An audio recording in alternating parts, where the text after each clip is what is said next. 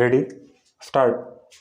That does not mean that I dislike language being a very important matter in our administration or education or culture.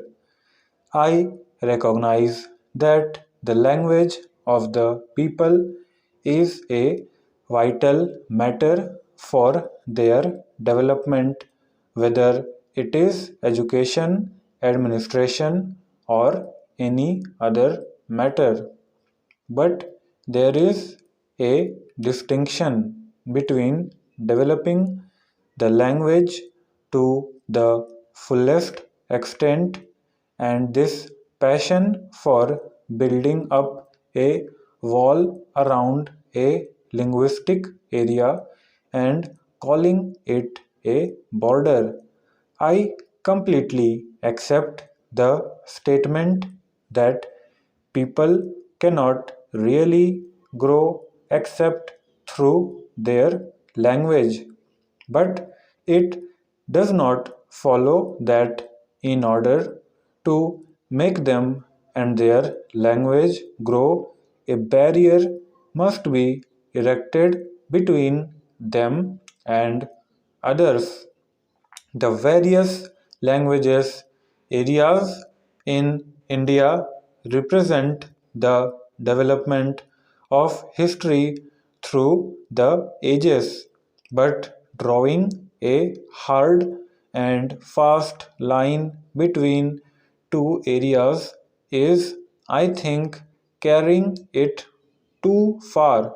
As a matter of fact, it just does not matter where you draw your line.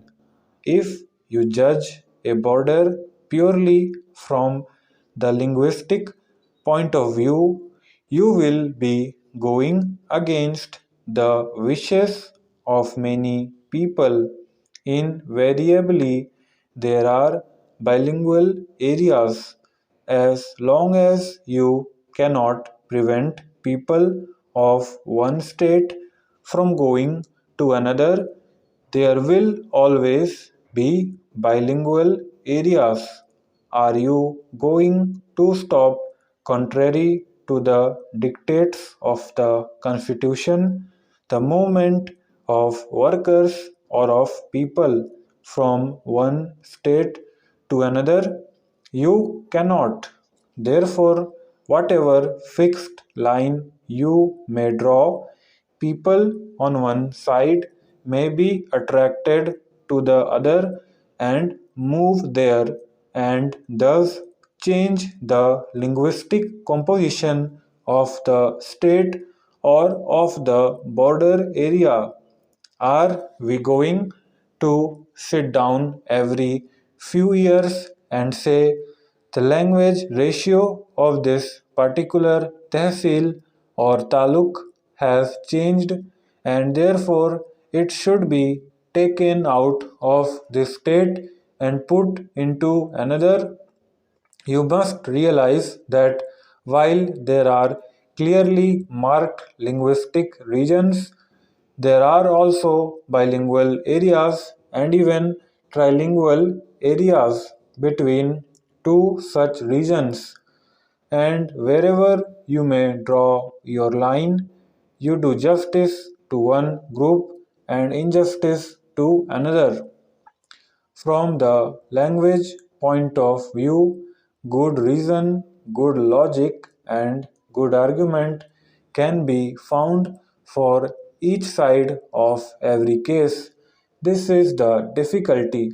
If there was logic only on one side, we could decide easily, but there is logic on both sides, and the two logics conflict and the same to be balanced. You may balance them and say that one argument is stronger than the other. But generally, if the case of one side appears better, the case of the other side seems pretty good too. Maps and census figures have become the fashion now. Are we to weigh in a balance how many individuals speak one language and how many speak another? It will lead to all kinds of fantastic situations. I submit that we must consider this matter separately from the question of language. Of course, all the great languages of India which are mentioned in the Constitution have to be developed. I would go a step further and say that even those in the northeast frontier area and elsewhere ought to be developed. Further, the development of one language should not be and cannot be at the expense of the other. I am convinced that the development of any one of the great languages of India helps the development of the other languages. It is my privilege, however unworthy I might be, of being the president of the Sahitya Academy, started a year or two ago, where we deal with all the languages of India and try to encourage them.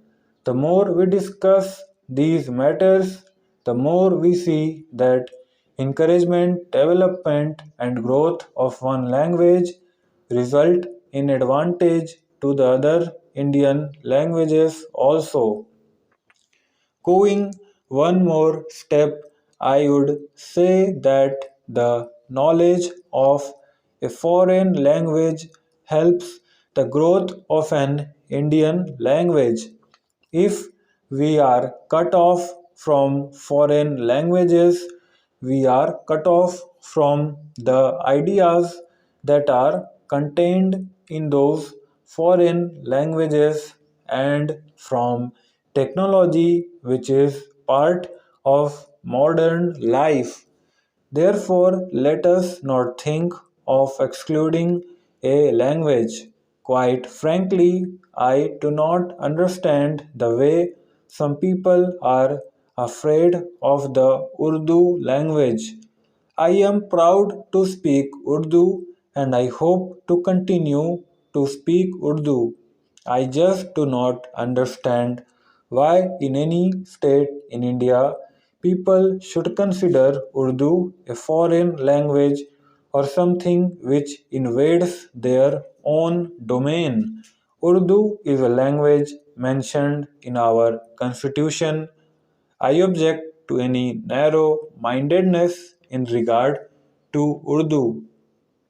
It is no use dragging philology into these language controversies. Take the Punjabi language. We have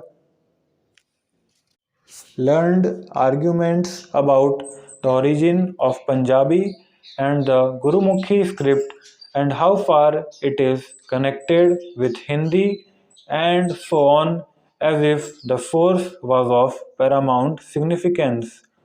What matters is what people do today. Let scholars go into the past of Gurumukhi and Hindi. If people in the Punjab or elsewhere wish to use it, let them use. Stop.